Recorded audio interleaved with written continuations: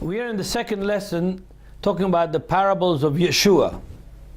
The first lesson I used the name Jesus. I used the name Jesus because most people in the world, that's their convention. They call the Messiah Jesus. However, the name Jesus is in Greek. It is a Greek transliteration of the Hebrew Yeshua.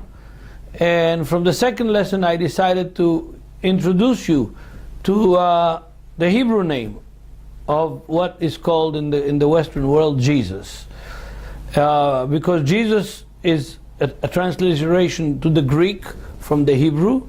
We are here in the land of Israel and the city of Jerusalem. Why should we use the Greek? We'll use the native language, the language that Yeshua spoke, the language which the parables were originally spoken, and although we have the New Testament in Greek today, but below the Greek, the Hebrew is glaring.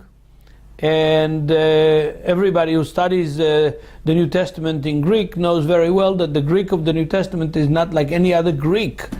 In the Roman-Greek, it's not like any other Greek in the Greco-Roman world.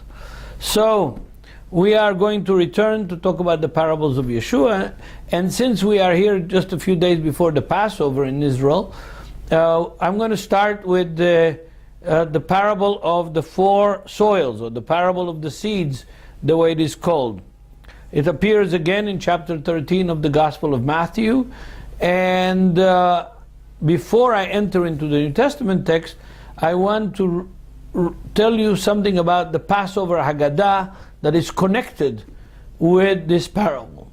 In the Passover Haggadah, in the beginning of the Haggadah, appears a section that all the children like to hear, and it is stated about the four sons of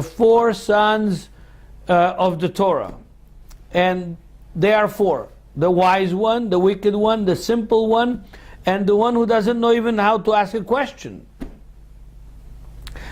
Why are there four sons? Because in the Semitic world, everything was divided into four different categories. Consensus: the good and the bad, and then the two medium ones that are neither good nor bad, or good and bad, the way you want to look at it. One is white, one is black, and the other ones are two grays. In the Greco-Roman world, everything is very simple. It's either good or bad, black or white. And if the cowboy wears a black hat, he is bad. If he wears a white hat, he is good. And everything is very categorical. In Judaism, it's a little bit more complicated. We have the medium. We have the gray. And like in the bell curve, most of us are in the middle. We're not absolutely good. We're not absolutely bad. We are people who try to be good. Sometimes we succeed. Sometimes we fail. We are in the gray, in the medium. And in the parable of Yeshua, we have the classical Semitic division, just like in the four sons of the Haggadah. The evil son in the Haggadah is somebody who is takes himself out of the public. He separates himself. He doesn't want to know what's happening. He doesn't want to get involved. He has his own agenda, and he has his own way of looking at things. The good one is one who is inclusive, who is involved with God and with God's program, and he wants to spread the good news of why God took us out of the land of Egypt. The simple one asks, what is this? What are we doing here? It's all about? And the one that doesn't have a question, that doesn't know how to ask even a question, it's our responsibility, the responsibility of the other two sons, to explain to him, to open up to him, and to guide him. So those are the four categories in the four sons in the Haggadah. Now let me read to you the parable of Jesus from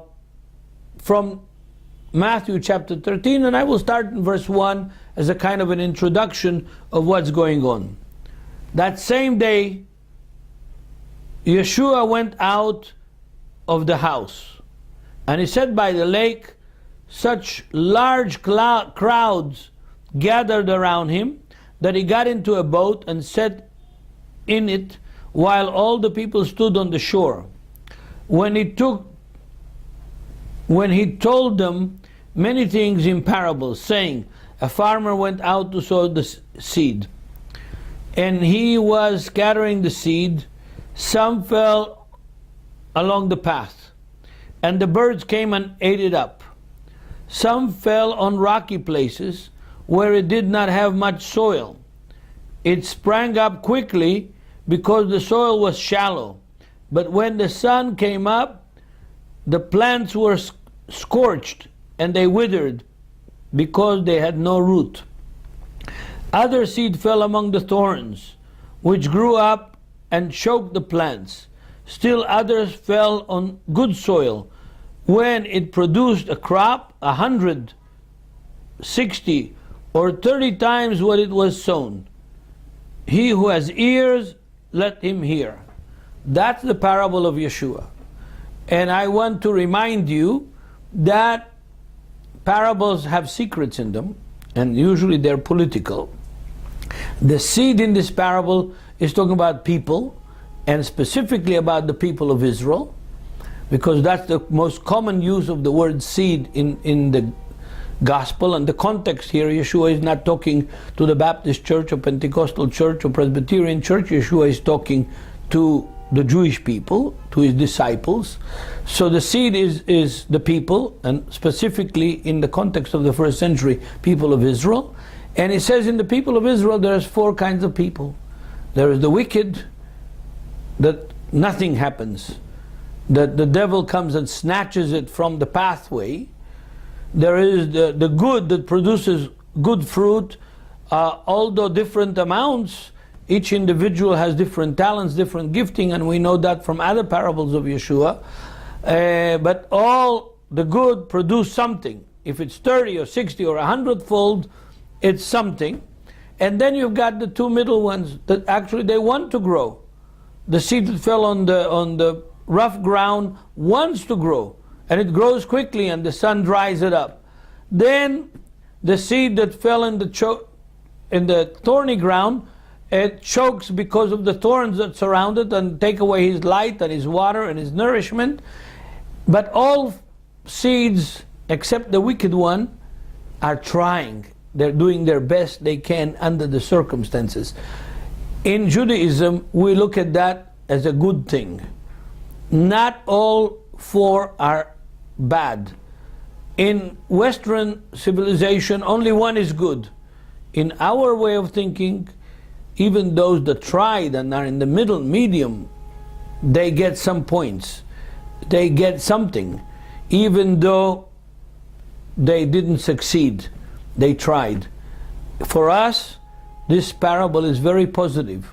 And Yeshua is trying to bring this parable to his disciples in order to tell them that the majority of the people of Israel at that time, and the majority of the people today, whether it's in Israel or in the churches or in the Western world, are trying.